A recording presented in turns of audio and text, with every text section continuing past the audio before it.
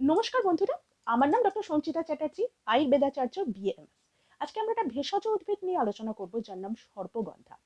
সর্পগন্ধা নিয়ে বিস্তারিতভাবে আলোচনা করব। তার আগে আপনারা প্লিজ আমার চ্যানেলটিকে লাইক করুন, শেয়ার করুন আপনার বন্ধু বান্ধব আত্মীয় পরিজনের সাথে, এবং অবশ্যই সাবস্ক্রাইব করুন। সাবস্ক্রাইবের পাশে বেল আইকনটিতে ক্লিক করে দিন যাতে পরবর্তী নোটিফিকেশনগুলি সরাসরি পেয়ে যেতে পারেন।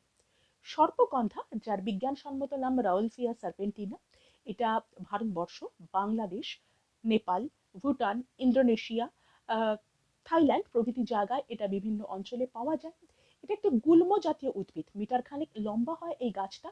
এর পাতাগুলি সরল এবং লম্বাটে, অগ্রভাগ সরু, আর পাতাগুলি উজ্জ্বল সবুজ বর্ণের।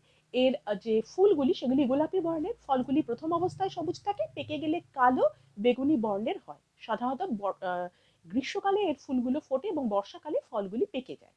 এর মূল হচ্ছে ধূসর বর্ণের। সর্পগন্ধার মূলের মধ্যে ভেষজ উদ্ভিদ হিসেবে এর মূলটাকেই ব্যবহার করা হয়।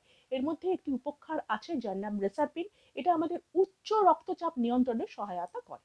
এবার বলি এর কি কি স্বাস্থ্য উপকারিতা রয়েছে। প্রথমত, সর্পগন্ধা হাই ব্লাড প্রেশারকে কন্ট্রোলে রাখতে সাহায্য করে, উচ্চ রক্তচাপকে নিয়ন্ত্রণে রেখে মানুষকে সুস্থ থাকতে সাহায্য করে। সেই সাথে সাথে এটা রক্ত সঞ্চালনকেও সঠিক রাখতে সাহায্য করে এবং নার্ভের ফাংশনকে কন্ট্রোলে রাখতে সাহায্য করে। সর্পগন্ধার আরেকটা উল্লেখযোগ্য ভূমিকা হচ্ছে এটা অ্যাংজাইটিকে কন্ট্রোল করতে সাহায্য করে। যাদের অ্যাংজাইটি ডিসঅর্ডার রয়েছে বা যাদের অতিরিক্ত মানসিক চাপ রয়েছে তাদেরকে মানসিকভাবে শান্ত রেখে সুস্থ থাকতে সাহায্য করে।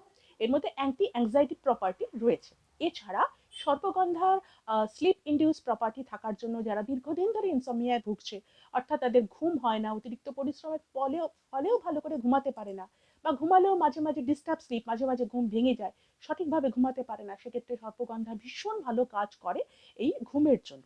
এপিলেপসির ক্ষেত্রেও কিন্তু সর্পগন্ধার একটা উল্লেখযোগ্য ভূমিকা রয়েছে। এর মধ্যে অ্যান্টিবায়োটিক অ্যানালজেসিক ভূমিকা থাকার জন্য জ্বরের সময় টেম্পারেচার কমাতে সাহায্য করে এই সর্পগন্ধা। এছাড়া সর্পগন্ধার অ্যাজমা, ডায়াবেটিস, ডিসেন্ট্রি প্রভৃতির ক্ষেত্রেও এর উল্লেখযোগ্য ভূমিকা রয়েছে। সর্পগন্ধা স্কিনের ক্ষেত্রে এর ভূমিকা রয়েছে। স্কিন ডিজিজের মধ্যে যেরকম পিম্পল, অ্যাকনি, বয়েল, এর ক্ষেত্রে এ ভালো কাজ করে। এছাড়া কিছু কিছু ট্র্যাডিশনালি কোনো ক্ষেত্রে সর্পগন্ধাকে স্ক্যাবিসের মেডিসিন হিসাবেও কিন্তু ব্যবহার করা হয়। এবারে বলি যে সর্পগন্ধাকে কিভাবে গ্রহণ করবেন। দেখুন, এর মূলের চূর্ণ ডাস্ট হিসেবে পাওয়া যায়, এটা ট্যাবলেট হিসেবে পাওয়া যায়, ক্যাপসুল হিসেবে পাওয়া যায়, বা বেশ কিছু আয়ুর্বেদিক শাস্ত্রীয় ওষুধ রয়েছে যেটা সর্পগন্ধা দিয়ে তৈরি, যেরকম সর্পগন্ধা বটিকা। তবে সর্পগন্ধা খাবার আগে অবশ্যই কোনো আয়ুর্বেদিক ডক্টরকে দেখিয়ে নিয়ে তারপরেই সর্পগন্ধাটা খাবেন। তার কারণ এর কিছু কিছু কিন্তু সাইড এফেক্ট দেখতে পাওয়া যায়। প্রধান সাইড এফেক্ট যেটা দেখতে পাওয়া যায়, ন্যাজাল কনজেশন, অর্থাৎ নাক বন্ধ হয়ে যাওয়া। সেই সাথে সাথে এটা ড্রাই মাউসের একটা সমস্যা হয়, এবং abdominal pain, loss of appetite, nausea, vomiting, headache দেখতে পাওয়া যায়, এবং সেই সাথে সাথে অনেক সময় একটা ড্রাউজিনেস বা কনভালশনও দেখতে পাওয়া যায়। পার্কিনসনের মতো কিছু সিমটমসও দেখতে পাওয়া যায়। তো এই ধরনের কিছু সাইড এফেক্ট দেখতে পাওয়া যায়। কাজেই সর্পগন্ধাকে আপনি অবশ্যই গ্রহণ করতে পারেন।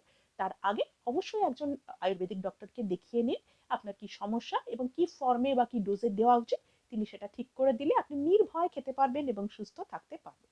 তাহলে বন্ধুরা, আজ এই অবধি। ভালো থাকবেন, সুস্থ থাকবেন। নমস্কার।